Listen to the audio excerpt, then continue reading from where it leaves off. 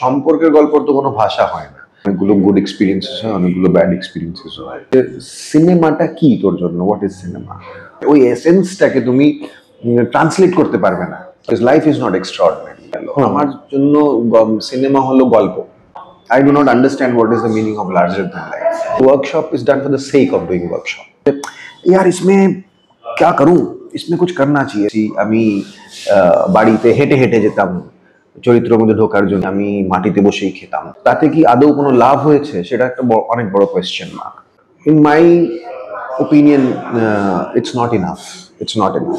ঋতুপর্ণা সেনগুপ্ত, ইন্দ্রনীল সেনগুপ্ত ছবিতে নেই। আমরা একটা আরাম পাবো আমাদের, যে যত্নটা যে কম ওটা দেখা। সিনেমা টেলিভিশনের এখন না ব্লার হয়ে গেছে line, because the working has become very similar. আমার ভীষণ আর্টিফিশিয়াল লাগে এই জিনিসগুলো। বিজনেসের মধ্যে ঢুকি না, আমি কাস্টিং এর মধ্যেও ঢুকি না, আমার চোখে ওটা ইনভলভমেন্ট না। No one understands that is mental job. মেশিনের মতো কাজ করতে হয়।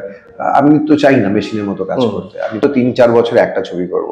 মানে 10টা খারাপ ছবির মধ্যে যদি একটা ভালো ছবি হয়, that is a good ratio for us today. Actors will hijack the film. Ritu hijack করে ফেলবেন, কারো নাম সাজেস্ট করতে পারবো না।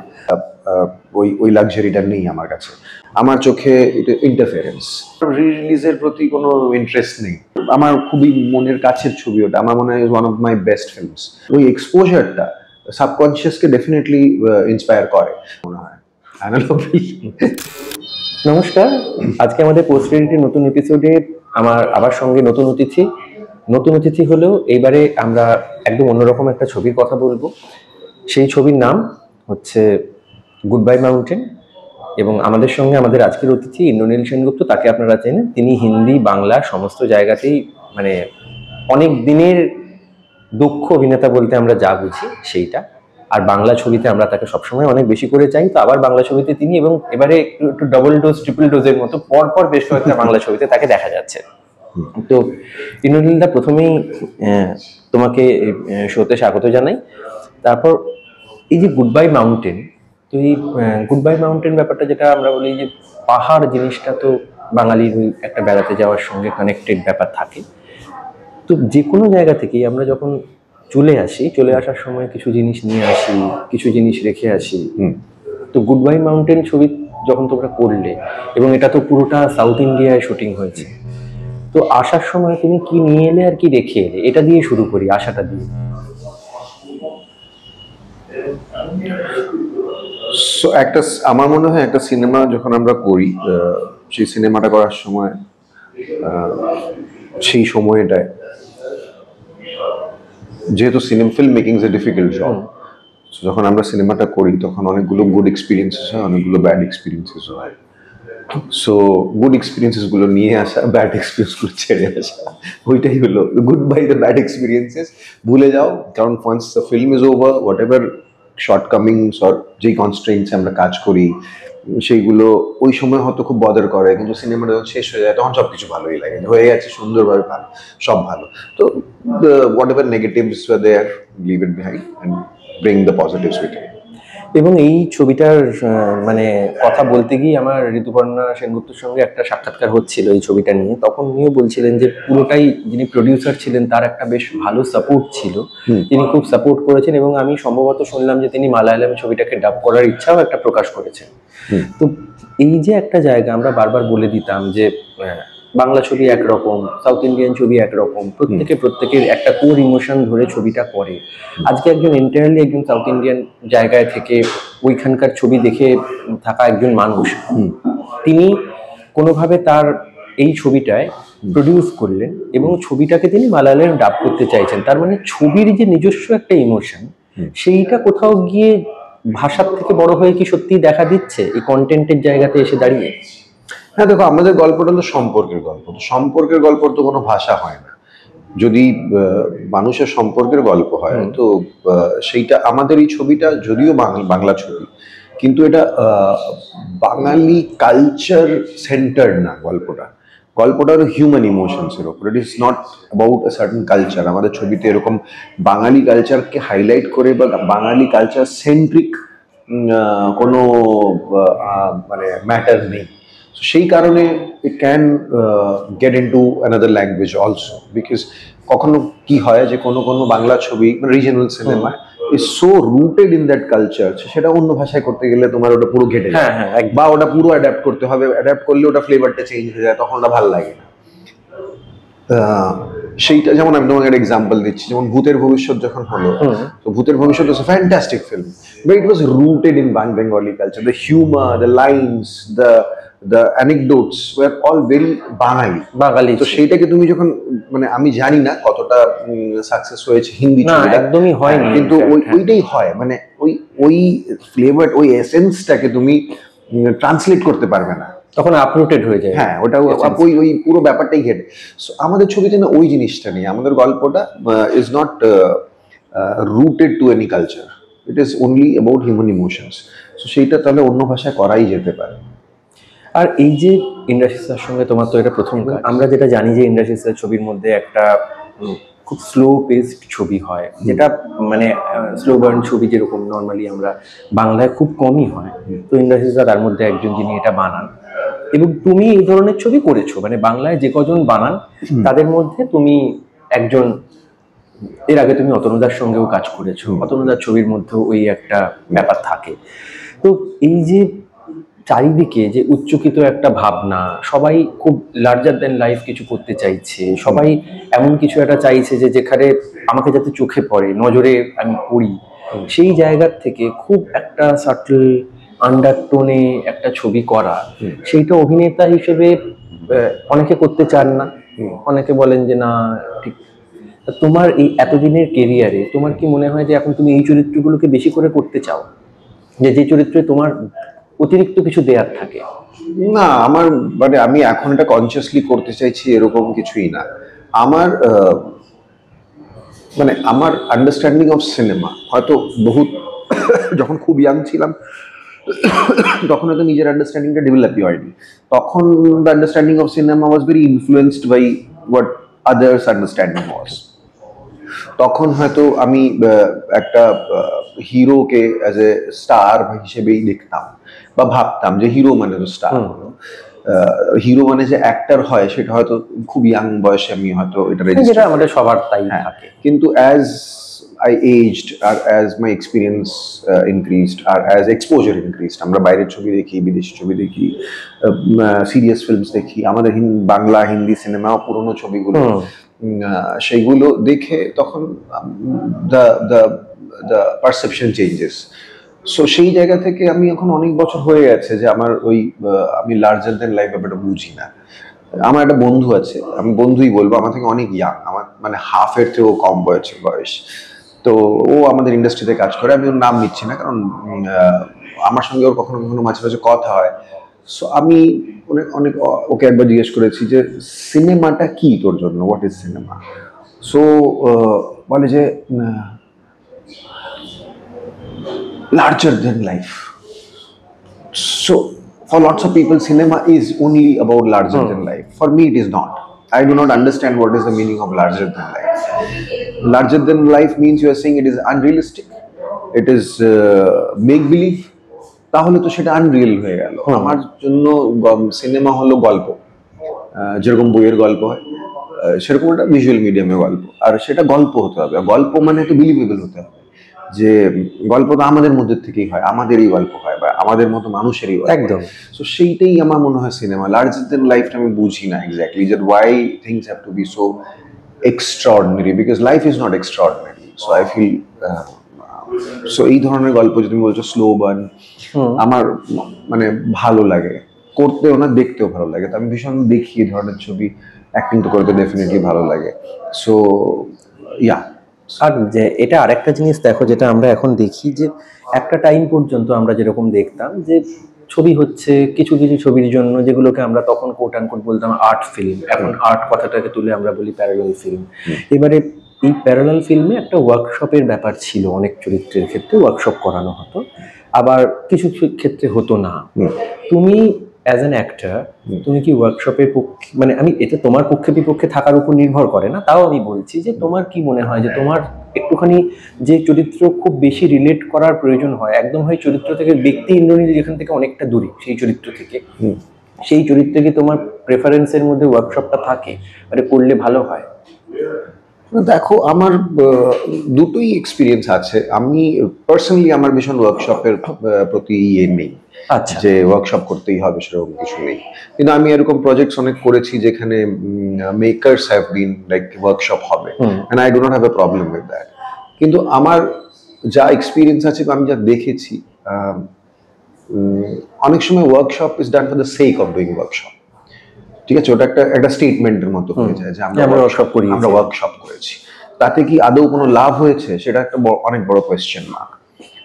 তাছাড়া অনেক অভিনেতা অভিনেত্রীরা আছে যারা ভীষণ সুপারফিশিয়ালি চরিত্রকে অ্যাপ্রোচ করে। যেমন আমাদের এখানে অনেক অভিনেতা অভিনেত্রী, আমাদের এখানে মানে বাংলা বলছি না, যে কোনো ফিল্ম ইন্ডাস্ট্রি, যে আমাদের এখানে একটা ধারণা আছে যে লুক চেঞ্জ করলে একটা প্রচন্ড বড় একটা কাজ করে ফেলেছে। ঠিক আছে, ওই মোটা হয়ে গেছে মানে ফাটিয়ে দিয়েছো বাবা, বা রোগা হয়ে গেছে, বা চুল লম্বা ন্যাড়া মাথা করে নিয়েছে, ঠিক আছে, বা রূপোর দাঁত লাগানো দুটো, এই চরিত্রের জন্য তো আর কি লাগছে দাদা।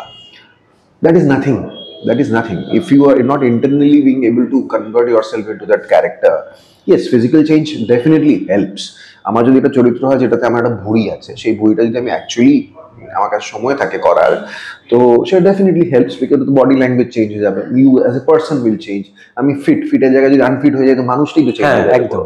তো সেটা ডেফিনেটলি হেল্প করে, কিন্তু complete Reliance on physical transformation or makeup or prosthetics or get up to just become the character is not enough. It's not enough. It is extremely superficial. It is on the surface. Internally কতটা change করেছো। আবার এটাও আছে যে অনেকে কথাবার্তার ধরনটা মানে আস্তে করে কথা বললে বা স্লো পেস করে দিলে আমি একটা পিছন একটা ইন্টেলেকচুয়াল অ্যাক্টর হয়ে গেলাম, সেটাও রং, সেটাও সুপারফিশিয়াল। কি করেছো, কথা বলার স্পিডটা কমিয়ে দিয়েছো, তো এদিকে কেমন কি হয়ে গেছে, ইন্টারনালাইজ তো করোনি তুমি ক্যারেক্টারটা, একদমই। সো এই ধরনের ক্রাচেস আমার মনে হয় অনেক অ্যাক্টার্সরা ইউজ করে, আর এই ক্রাচেস গুলো আবার অনেক ওয়ার্কশপে গিয়ে ওরা এই ক্রাচেস গুলোকে ইনকর্পোরেট করে। They are fine, but in my opinion it's not enough. It's not enough. So even without going to a workshop, if you are dedicated and intelligent enough and gifted enough to incorporate a characters, ভাবা যে character নিয়ে কি করা যায় কি। আর সবসময় তো দেখো অনেক আমার এটাও মনে হয় যে ম্যানারিজমস, অনেক অ্যাক্টার্স আছে ম্যানার্ড অ্যাক্টার্স হয়, ওদের ধারণা যে ম্যানারিজম করলে আমি এটা অন্য চরিত্র করে ফেলছি। হ্যাঁ, যে কথা বলতে বলতে যে হ্যাঁ মা এটা ধরো আমি একটা ম্যানার, এই চরিত্রটা এরকম করে, but it is extremely mannered, it doesn't do anything to you. Yes, I understand যে তুমি সব কথা চুলকো এখানে, কিন্তু সেটা দেন when you overdo it, then it becomes only a very superficial, artificial thing to do for the character. There is no internal মানে সেটা তুমি কোনো বায়োপিক করছো, তার হয়তো কারণ না, biopic is a different story. হ্যাঁ, সেটা এর সঙ্গে কোনো অ্যাবসলিউটলি কম্পেয়ার, বায়োপিক এটা তোমার ইমিটেট করতে হবে একজনকে, যে এই মানুষটা এইভাবে কথা বলতো বা এইভাবে হাঁটতো বা এইভাবে দেখতে লাগতো, সেটা কিন্তু আদারওয়াইজ ফিকশনাল ক্যারেক্টার হয়। তো অনেকেই আছে, আমার বন্ধুদের মধ্যে অনেকে আছে, বম্বেতেও আছে, যারা প্রত্যেকটি ক্যারেক্টারের মধ্যে यार इसमें क्या करूं, इसमें कुछ करना चाहिए, जो ना একটু কেশে কথা বলবে, नहीं ऐसा है, इट्स वेरी আমার ভীষণ আর্টিফিশিয়াল লাগে এই জিনিসগুলো। So they might be adding but they don't do enough. So workshop if it helps, I don't think it's a must. আর এই যে ঋতুদির সাথে তোমার পরপর দুটো ছবি, পুরাতন এবং এখানে, এবং মোরাললেস যখন আমরা ট্রেলারটা দেখেছি, পুরাতনের পুরো ছবি এবং এইটা ট্রেলার দেখে দেখা যাচ্ছে যে তোমাদের কেমিস্ট্রিটা অনেক রকম, মানে অনেকটা একরকমের একটা জায়গা দিচ্ছে, ফিলটা অনেকটা একরকম দিচ্ছে। আমি সরি আমি একটা কথা ওই আগের লাইনটাই আমার মাথার মধ্যে ঘুরছে বলে, এই জার্নালিস্টরা একটা প্রশ্ন জিজ্ঞেস করে সবসময় ইন্টারভিউর সময় যখন কোনো ছবি রিলিজ হয়, যে আপনি এই চরিত্রের জন্য কি প্রস্তুতি নিয়েছিলেন। সো আমার ধারণা আছে, যেমন আমি ভীষণ একটা এরকম উত্তর দিয়ে আমি কোনো সাংঘাতিক কোনো একটা প্রস্তুতি নেইনি। আমি সবসময় এটাই বলি যে আমি না স্ক্রিপ্টটাকে ভীষণ পড়ি, আর আমার ডিরেক্টরের ভিশনটা বোঝার চেষ্টা করি, আর আমি আমার মনে হয় চরিত্রটা স্ক্রিপ্টের মধ্যেই আছে, ভালো লেখা স্ক্রিপ্টে ওইখানেই চরিত্রটা আছে, ওখানেই গল্পটা আছে, ওটাকে খোঁজো, ওটাকে যতবার পড়বে ততবার নতুনভাবে কিছু জানতে পারবে। আর তাছাড়া ডিরেক্টরের ভিশন, তাছাড়া তোমার যতটুকু অ্যাবিলিটি আছে ওটা দিয়ে বলবে। আমার মনে হয় এই প্রশ্নটা উত্তর দেওয়ার জন্য অনেকে অনেক বেশি কথা বলে, যে আমি মাটিতে তুমি শুয়েছি। এতবার আমি শুনেছো আমি এই হ্যাঁ, প্রশ্নটা। হ্যাঁ না আমি মাটিতে শুয়েছি, আমি দাঁড়িয়ে দাঁড়িয়ে ঘুমোতাম, ঠিক আছে, এরকম অনেকে অনেকে বলে। সো ওই জায়গার থেকে মানে আমি এই করেছি, আমি এর কাছে এই করেছি, আমি বাড়িতে হেঁটে হেঁটে যেতাম চরিত্রের মধ্যে ঢোকার জন্য। এইটা আমার মনে হয় ওই প্রশ্নটা উত্তর দেওয়ার জন্য অনেকে অনেক কিছু বলে, সেটা আমার আমার মনে হয়। না হলে তো কিছু মজা নেই না। আপনি কি প্রস্তুতি নিয়েছেন, আমি যদি বলি না এমন তো কিছু প্রস্তুতি নিইনি, আমি স্ক্রিপ্টটা পড়েছি, এটার উত্তরটা তো অডিয়েন্সের এমন একটা ভালো লাগবে না। এখন আমি যদি বলি যে না আমি না লুঙ্গি পরেই থাকতাম বাড়িতে, জানেন এই চরিত্রটার জন্য লুঙ্গি পরেই থাকতাম, আমি আমি মাটিতে বসেই খেতাম, এইভাবেই আমি চরিত্র, ওটা শুনতে ভালো লাগে, মনে হয় যে বাহ কি খেটেছে অ্যাক্টার, ঠিক আছে। সো এই এই এই কারণে হয়তো অনেকে এইসব বলে। আর তুমি এতবারই প্রশ্নটা শুনেছো, আমি জিজ্ঞাসা না করতেও তুমি এই উত্তরটা হ্যাঁ মানে এনেছো। হ্যাঁ ওই এবার না আমার যেটা একটা ব্যাপার যে দেখো, এক একটা চরিত্রের প্রস্তুতিতে এক একজন অ্যাক্টরের সম্পূর্ণ ভিন্নভাবে হয়, সে কিভাবে অ্যাপ্রোচটা তার কাছে আসছে এবং সে কিভাবে চরিত্রটাকে দেখছে। কিন্তু আমার কথা যেটা, যে ঋতুপর্ণা সেনগুপ্তর সঙ্গে তোমার পরপর দুটো ছবি, দুটোতেই তোমাদের রিলেশনশিপের জায়গাটা অনেকটা যেটা আমরা পর্দায় দেখবো হয়তো অনেকটা একরকম, এবার পুরোটা একরকম কিনা সেটা তো আমরা জানি না।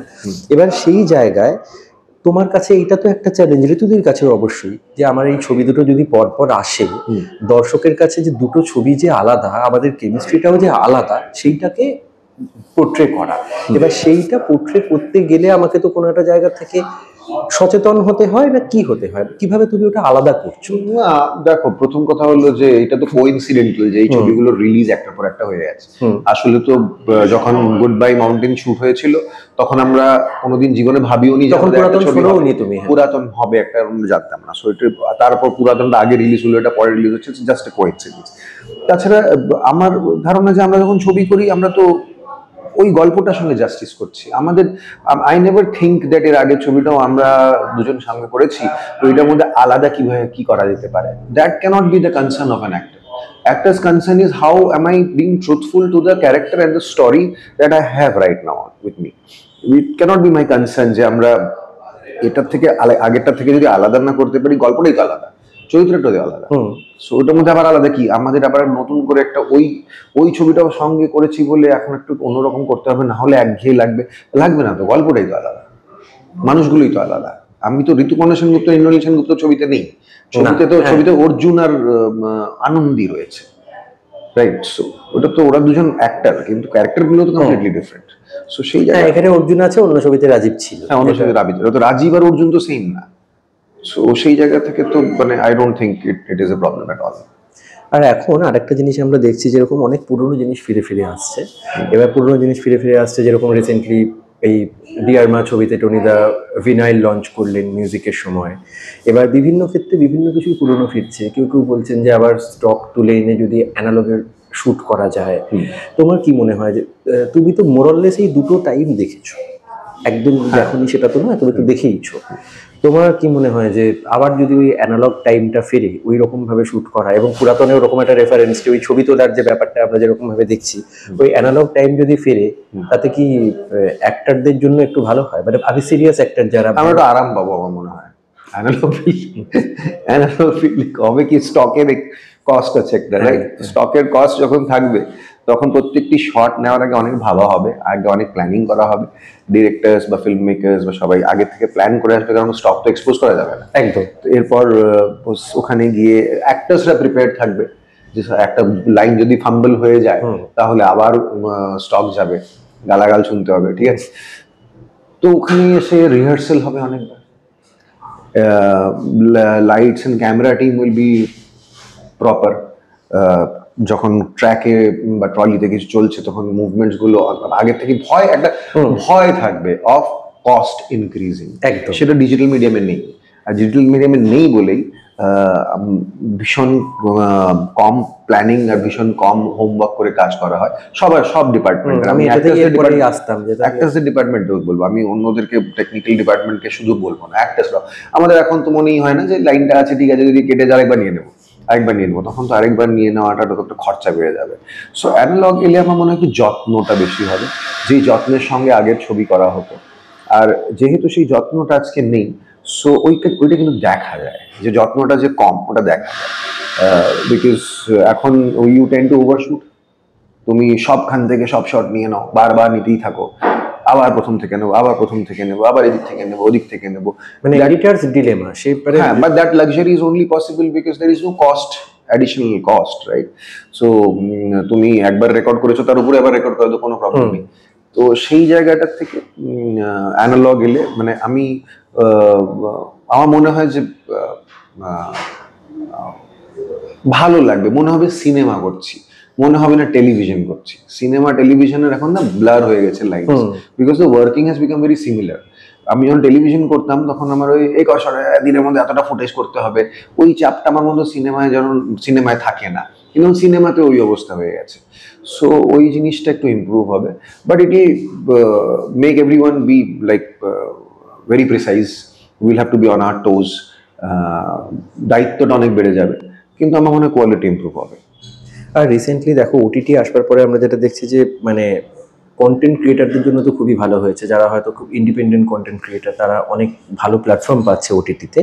কিন্তু এখানে আর একটা ব্যাপার যেটা তৈরি হয়েছে যে ওটিটি আসছে যখন বিভিন্ন মানুষ বিভিন্ন ইন্ডাস্ট্রিতে কাজ করছে, হয়তো যারা আগে ফিল্মে করেনি তারা ওটিটি আসবার পরে হয়তো ন্যাশনাল প্ল্যাটফর্মগুলোয় কাজ করেছেন, বাংলা থেকে গিয়ে ওটিটি আসার পর কন্টেন্ট ক্রিয়েটারদের কিভাবে লাভ হয়েছে সেটা আমি জানি।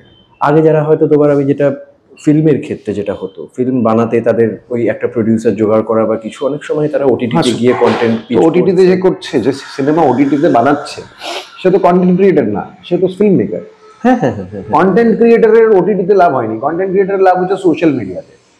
ওটিটিতে কিভাবে লাভ হবে? মানে ধরো কেউ রিল বানাচ্ছে, দ্যাট ইজ কন্টেন্ট, তো তার তো ওটিটি আসার তো কোনো লাভ হয়নি। ওটিটিতে আসার তো অ্যাক্টিং করতে হবে, সিনেমা চান্স পেতে হবে। টিভিএফ বা এরা যারা আগে ছোট ছোট কন্টেন্ট বানাতো, আমি তারা কিন্তু তারা কিন্তু আগেও they were telling stories only. হ্যাঁ, অনলি স্টোরি টেলিং এর মধ্যে ইউটিউবে করতো, কিন্তু that was complete story telling. তখনও ভালোই লাগতো ওদের গল্প, ওদের শুধু একটা প্ল্যাটফর্ম চেঞ্জ হয়ে গেছে। বাট আমি মানে আমার এখন মনে হয় কন্টেন্ট ক্রিয়েটার ভীষণ ট্রিভিয়ালাইজ করে দেওয়া হয়েছে। এখন কেউ রাস্তা দিয়ে হেঁটে গেলে একটা ভিডিও তুলে ফেললে সেটাও কন্টেন্ট। হ্যাঁ ঠিক আছে, সবই কন্টেন্ট। হ্যাঁ, মানে আমি সিঙ্গাড়া দোকানে সিঙ্গাড়া খাচ্ছি, ওটা ভিডিও তুলে দিয়ে ওটা পোস্ট করে দিলাম, ওটাতে এক গাদা লাইকস হয়, এক গাদা কমেন্টস হয় যে বাহ দারুণ, দুর্দান্ত, ভালো লাগছে দাদা। তো পরের দিন সে কচুরি খেয়ে একটা ভিডিও দিবে, সেটাও কন্টেন্ট। এরকম কন্টেন্টও viral, but this is nothing, right? This is not story telling. So I would like to demarcate that TVF, I do not think I'll term them as content creators ever.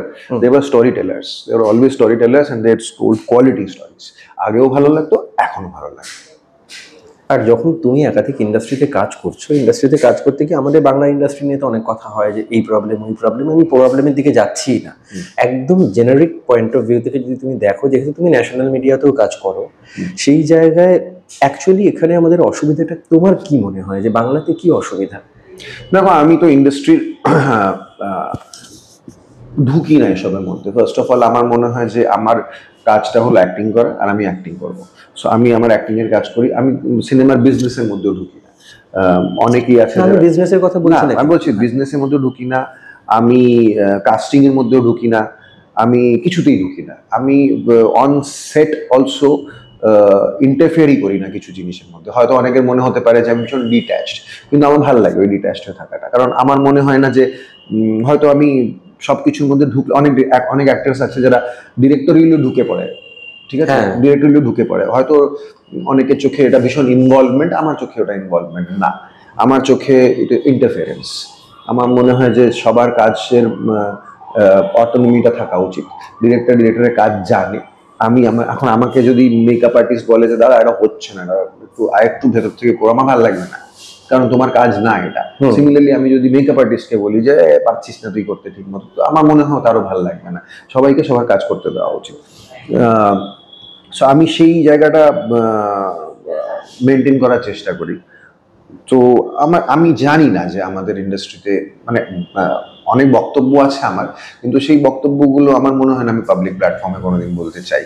অনেক কিছু কথা বাড়ির four ওয়ালসের ভেতরে বন্ধুদের সঙ্গে যেটা বলা যায় সেটা আমি পাবলিক প্ল্যাটফর্মে বলতে চাই না।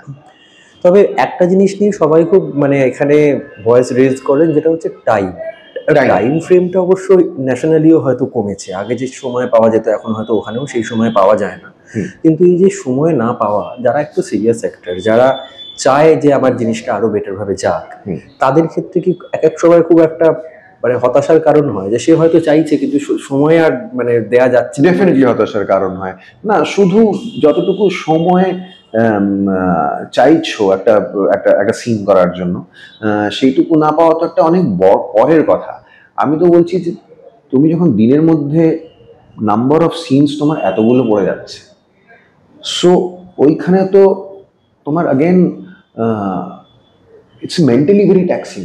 মনে হয় যে অ্যাক্টার্সদের কি কাজ আছে, একটা লাইন মুখস্থ করে বলে করে দেবে, দুজন কথা বলছে, লাইন মুখস্থ করে মুখস্থ হয়ে গেলেই হয়ে গেল। না, হলো না একদম। সেটা টিভিতে হয়, টিভিতে ওই ফরম্যাটেই হয়, কারণ টিভিতে তোমার অলমোস্ট এভরিডে একটা এপিসোড চালানো, নতুন স্ক্রিপ্ট তারা সেই সময় ওই সময় আসছে। তো তখন ওটা মুখস্থ বিদ্যা ভালো হলে তুমি ভালো অ্যাক্টর হয়ে যাচ্ছ কিন্তু টিভিতে অলমোস্ট। কিন্তু সিনেমা বা ওটিটিতে তো আমরা চাইছি যে আরো ডিপে যাই, একটু আর একটু আমি ভাবি আর একটু খাটি। ওই জায়গায় যখন হয়ে যাচ্ছে যে দিনের মধ্যে আপনার 8 দিনে সিনেমা শেষ করতে হবে, 10 দিনে সিনেমা শেষ করতে হবে, 18 ঘন্টা 19 ঘন্টা শুট করে ঘুমোতে পারবেন না। সো ওই জায়গাটা it's physically taxing, mentally it's very taxing, it's a mental job, no one understands that it's mental job. তো সেই জায়গাটা আমার ডেফিনেটলি মনে হয় যে it's very rough for us, very very rough for us. এখন কোনো প্রডিউসার হয়তো আমার কথা মানবে না, কারণ প্রডিউসার বলবে যে কোনো রিকভারি নেই বাজেটের। I understand, it's a complete cycle, কাউকে ব্লেম করছি না, কিন্তু it is, as an actor I can say that it is very difficult for actors today, considering number of days কমে যাচ্ছে, সেই কারণে number of hours in a day বেড়ে যাচ্ছে, number of scenes in a day বেড়ে যাচ্ছে। আর so মানে মেশিনের মতো কাজ করতে হয়। আমি তো চাই না মেশিনের মতো কাজ করতে, আমি তো চাই একটু একটু মানে ইমোশনালি অ্যাপ্রোচ করা একটা সিনকে। কিন্তু ওই যখন তুমি আমাকে এতটা চাপ দিয়ে দেবে তো ওটা তো মেকানিক্যাল হয়ে যাচ্ছে পরে, কি ছিল লাইনটা, রেডি, হ্যাঁ চলো রেডি। সো এইটা is not something which can give quality product, I feel that. আর এই এখন তুমি যখন স্ক্রিপ্ট বাছাই করো, তো সবটাই তো শোনবার মানে তুমি কিভাবে বাছো অ্যাকচুয়ালি? তুমি কি এইগুলো মাথায় রাখো যে এটা আমার পক্ষে ওই করাটা কতটা ইজি হচ্ছে, বা ওদের টাইম ফ্রেমটা কি আছে? সব না দেখো, ইটস ভেরি আনফরচুনেট যেহেতু এটা আমার I would have preferred to have a state কি যেখানে আমি স্ক্রিপ্ট বাছাই করে করতে পারতাম, কিন্তু যেহেতু এটা মাই ব্রেড অ্যান্ড বাটার, তাই ওই লাক্সারিটা নেই আমার কাছে। মানে হয়তো আমি টেলিভিশন করছি না এখন, কিন্তু সিনেমার মধ্যেও মানে অনেকবার এরকম হয় যে you have to do films because you need to earn money. আর তখন একটু হোপের উপরে কাজ হয় যে এটা ঠিকঠাক আছে, তেমন ভালো না, দেখা যাক না, খেটে খুঁটে ভালো করে হয়তো দাঁড়িয়ে যাবে, এইভাবে একটা সিনেমা আমরা করে ফেলি অনেক সময়। খুব রেয়ারলি হয় যে স্ক্রিপ্ট পড়ে বা ডিরেক্টরের ওপর মানে এই ডিরেক্টরটা এই স্ক্রিপ্ট এই গল্প মানে this is a good film, this is good, সেটা হয়। কিন্তু সেইটাই যদি আমি করি তাহলে আমি হয়তো 3-4 বছরে একটা ছবি করব, আর 3-4 বছরে একটা ছবি করলে তো মানে সংসার চার মানুষের। হ্যাঁ, সো সেই জায়গা থেকে আমাদের ডেফিনেটলি কম্প্রোমাইজ করতে হয়, আর সেটা সবাই করে। আর সো ওই মানে 10টা খারাপ ছবির মধ্যে যদি একটা ভালো ছবি হয়, that is a good ratio for us today, I feel that. আর একটু ইন্ডাস্ট্রিজ দার কথা জিজ্ঞাসা করি, ইন্ডাস্ট্রিজ দার সঙ্গে যে প্রথম ছবি করলে, ইন্ডাস্ট্রিজ দাকে অনেক প্রতিকূলতা পেরিয়েই ছবি করতে হয়। সবসময় সে বলে আমি ছবি করা ছেড়ে দেবো, এই করবো, আর বাড়াবো না। তো যখন ছবিটা আলটিমেটলি লোকটা তৈরি করে, কি বুঝলে যে মানে ডিরেক্টর হিসেবে কিভাবে, আমি মার্ক করতে বলছি না, মানে এমন কি পেলে ইন্ডাস্ট্রিজের ইউএসপিটা কি পরিচালনা? না, আমার ভালো লাগে, শুধু ইন্ডাস্ট্রিজের ব্যাপারে বলবো না, যে কোনো ডিরেক্টর যদি আমি ফিল করি যে এই ডিরেক্টরটার একটা কনভিকশন আছে, সো ওই কনভিকশনটা থাকলে আমার ভালো লাগে কাজ করতে। কারণ দেখো প্রত্যেকটি মানুষ আলাদা, প্রত্যেকটি ডিরেক্টর আলাদা, প্রত্যেকটি যেমন প্রত্যেকটি রাইটার আলাদাভাবে লেখে, সিনেমা ফিল্ম মেকারও আলাদাভাবে গল্পটা বলে। সো যেমন ধরো এর আগে ছবিটা সুমন ঘোষ করেছে, এটা ইন্দ্রাশিস করছে। সুমন ঘোষের মতো ইন্দ্রাশিস কথা বলে না বা গল্প বলে না, একদম ইন্দ্রাশিসের মতো সুমন ঘোষ গল্প বলে, দুটোই একটা আলাদা টাইপ। কিন্তু ওইটা ভালো যে Suman Ghosh believes in his style of story telling, Srijit believes in his style of story telling, Kaushik Ganguly believes in his style of story telling, Indrasish believes in his style of story telling. So সেইটা করতে ভাল লাগে। মানে as an actor it is good to work with people who have their typical specific cinematic language. আর ওই তো আমার ওই ইন্দ্রাশিসের কনভিকশনটা খুব ভালো লেগেছে। কোনোদিন এইটা মনে হয়নি যে he had any doubts about anything, যে না এটা এরকম করবো না, যে ইন্দ্রনীল এটা এরকম করলে কি ভালো হয় নাকি এটা বাদ দিই নাকি এটা, এরকম কোনোদিন হয়নি। He believed in every scene, every shot of this. তো সেই জায়গাটা আমার মনে হয়। আর এটা খুব ইম্পর্টেন্ট, যখন তুমি একটু এক্সপিরিয়েন্সড বা সিনিয়র অ্যাক্টার্সদেরকে নাও, তখন if the director doesn't have conviction, actors will hijack the film. ঠিক আছে, আমরা নিজেদের মতো করে ফেলবো। তো তাহলে কি করছো, এটা এরকম নাই, এই শটটা এখান থেকে নাও, এই লাইনটা কাটো, এটা বলবো। তো তখন I like directors who stand their ground, যে না আমার না এরকম চাই, তুই নই এরকম চাই, এটা এইটা একটু এইভাবে করো, which is good. Then I am being directed. Otherwise, I am not going to let the director direct me, because এত বছর কাজ করার পর তো আমারও একটা ডিরেক্টোরিয়াল সেন্সিবিলিটি চলে এসেছে। আমি তো হাইজ্যাক করে ফেলবো, ঋতু হাইজ্যাক করে ফেলবো। ঋতু তো এত বছর ধরে কাজ করছে। তো ওই someone who has the conviction in his work is something which I liked about Indrashis. তা তুমি কি কখনো কোনো ছবি হাইজ্যাক করার সুযোগ? কোনোদিন করি, আমি কোনোদিন হাইজ্যাক করি না। আমি তোমাকে বললাম, আমি কিছুতে ইনভলভই হই না। আমি না কোনো কাউকে ইনস্ট্রাক্ট করি যে কিভাবে শট নিতে হবে, কিভাবে কিছু করতে হবে না। আমি একটা কমন কোয়েশ্চেন জিজ্ঞেস করা হয় যখনই নতুন কোনো সিনেমার জন্য কোনো নতুন ফিল্ম মেকার যখন আসে, নট এস্টাবলিশড, নতুন ফিল্ম মেকার সেই যে আচ্ছা দাদা সাজেস্ট করুন যে কাকে নেওয়া যায় as a heroine or as any other. খুব কমন। আমি কোনোদিন বলিনি, আমি কোনোদিন বলি না। আমি সবসময় এটাই বলি যে এটা আমার কাজ না, এটা আপনাদের কাজ। আমি কারো নাম সাজেস্ট করতে পারবো না, আপনারা দেখে নিন। হ্যাঁ, এটা হয়তো বলতে পারে যে আমরা একে ভাবছি, আমি মনে হয় একে ভালো লাগবে। হয়তো কখনো বলতে পারি একে এই রোলটাতে হ্যাঁ করে দেবে, কিন্তু অন্য কিছু ভাবতে পারেন এরকম। কিন্তু আমি কোনো সাজেস্ট করি না কিছু, বিকজ আই ফিল ওই জায়গাটা আমার না। না, এমনি যারা যারা তোমার সঙ্গে কাজ করেছেন তারা প্রত্যেকেই বলেন যে তোমার মধ্যে একটা খুব যেটা মানে পজিটিভ প্রফেশনালিজম যেটা বলে সেটা আছে, যে এবং খুব গোছানো একজন মানুষ। বই পড়ার সময় পাও এখন? হ্যাঁ, আমি বই সবসময় পড়ি, মানে বই সঙ্গেই রাখি। কারণ আমাদের যদিও এখন যে বললাম ডিজিটাল মিডিয়ামে তো এত সময় দেওয়া হয় না, তাও সময় পাওয়া যায়। মানে ধরো এই ছবিটাতে আমি আর ঋতু যখন আমাদের নতুন সিনটা শুরু হবে, তখন ওরা লাইটিং ফাইটিং করবে, অনেকটা সময় পাওয়া যায়। তখন আমি বসে বসে বই পড়ছি। এরপরে আমরা একটা শর্ট দিয়ে এলাম, এরপর বললো যে এখন ঋতুর ক্লোজ নেবো, তো ইন্দ্রনীল বসে থাকো, যদি কিউ না দিতে হয় তো আমি পড়লাম। অনেক সময় তো পাওয়া যায়, সময় পাওয়া। আর এখানে একদম শেষের দিকে একটা প্রশ্নই তোমায় বই কেন্দ্রিক জিজ্ঞাসা করবো, যে অনেকদিন আগে একজন আমাকে বলেছিলেন যে যখন তিনি কোনো বই পড়েন, স্পেসিফিক্যালি কোনো উপন্যাস পড়ছেন বা কিছু, ওইটা পড়তে পড়তে তো একটা মাথার মধ্যে একটা ভিজুয়ালস তৈরি হয়, এবং তার যে হিরো বা তার যে মেন যে প্রোটাগনিস্ট বা অ্যান্টাগনিস্ট যাই বলি, তারও একটা ইমেজ বিল্ড আপ হয় ব্রেনের মধ্যে। তো অনেক সময় তারা তাদের কোনো চরিত্র যখন আসে করবার সময়, সেই তৈরি হওয়া যে ইমেজ সেইটাকে রেপ্লিকেট করতে চান। তোমার এরকম কখনো হয়েছে যে এরকম কোনো মানে কোনো ম্যানারিজম বলি বা যে কোনো কিছু? না, এরকম হয়নি। কিন্তু এরকম হয়নি যে আমি যেটা পড়ছি সেটা বেরিয়ে এলো বা সেটা থেকে ইন্সপায়ার হয়ে গেলাম, এরকম হয়নি। কিন্তু যখন অনেক বই পড়া বা অনেক সিনেমা দেখা যখন হয়, তখন ওই এক্সপোজারটা সাবকনশিয়াসকে ডেফিনেটলি ইন্সপায়ার করে। মানে যখন কোনো আমরা চরিত্র পাই, তখন এই মানে ওই চরিত্রটা হয়তো বা ওই ধরনের মানুষ হয়তো আমি আগে পড়েছি বা দেখেছি, হয়তো সিনেমাতে দেখেছি বা হয়তো কোনো বইয়ে পড়েছি, ওই ধরনের, আমি বলছি না এক্স্যাক্টলি, বা এই চরিত্রটা আমি এই মানুষটাকে তো আমি চিনি। ওইটা হয়ে যায় যখন তোমার রিডিং বা তোমার সিনেমা ভিউইং অনেক বেড়ে যায়, তখন you will usually find similar traits or personalities or characteristics in the characters that you play that you have encountered before, মানে পড়েছো, ওইটা ডেফিনেটলি হেল্প করে। আর একদম শেষ প্রশ্ন, যেটা তুমি বলতেই পারো যেটা তোমাকে করার প্রশ্ন নয়, তাও তোমাকে করছে, সেটা হচ্ছে যে এখন তো প্রচুর ছবি রিলিজ হয়।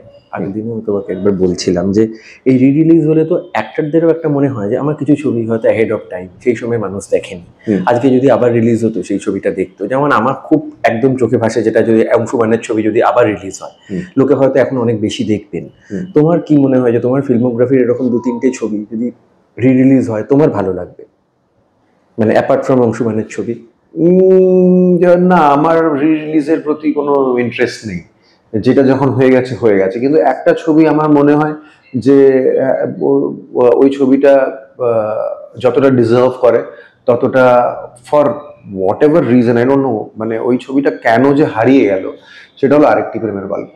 সেটা কেন যে এখন অসম্ভব ভালো ছবি, অসম্ভব ভালো ছবি, ব্রিলিয়েন্ট সিনেমা। সো আমার আমার খুবই মনের কাছের ছবি ওটা, আমার মনে হয় one of my best films.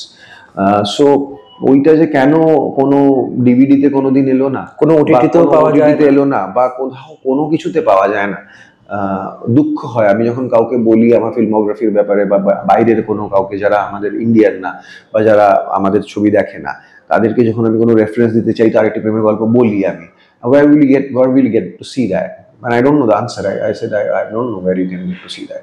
So that is very very unfortunate. আমার মানে আজকের দিনে দাঁড়িয়ে এত ওটিটি প্ল্যাটফর্ম আছে, ওই ছবিটা তো এখন ওটিটি প্ল্যাটফর্মে রিলিজ করা যায়, আর that is a good film, দারুণ ছবি। হ্যাঁ, কিন্তু ওয়াই আই ডোন্ট নো, ওটা আমার দুঃখ আছে। আর তাহলে এবারে শেষ করব, তো শেষে একবার যদি দর্শকদের বলে দাও যে তারা কবে থেকে গুড বাই মাউন্টেন দেখবেন, আর তোমাকে তো তারা দেখতে পছন্দ করেনি। সো আমাদের ছবি Goodbye Mountain, directed by Indrasis Acharya, is releasing on 25th of July। এটাতে আমি রয়েছি, ঋতুপর্ণা রয়েছে, আর অনির্বাণ ভট্টাচার্য রয়েছে, আর আরো অনেক অ্যাক্টার্স আছে, ইয়াং অ্যাক্টার্স আছে, মিউজিক বাই রণজয়। সো একটা সুন্দর সম্পর্কের গল্প, অন্য ধরনের একটু। আমরা সব ছবিতেই বলি অন্য ধরনের, কিন্তু তাও আমার মনে হয় এটা সত্যি অন্য ধরনের। সো প্লিজ সিনেমা হলে গিয়ে পারলে দেখবেন, আর যদি ভালো লাগে তো স্প্রেড দ্য ওয়ার্ড অ্যারাউন্ড। কারণ এই ছবিটা তো সেরকম একটা বিশাল মাউন্টিং করা ছবি না, এটা এরকম একটা ছবি যেটা মানুষের ভালোবাসা দিয়েই এগিয়ে যেতে পারবে। সো ভালো লাগলে নিশ্চয়ই বলবেন, spread the word around please. Thank you, নমস্কার।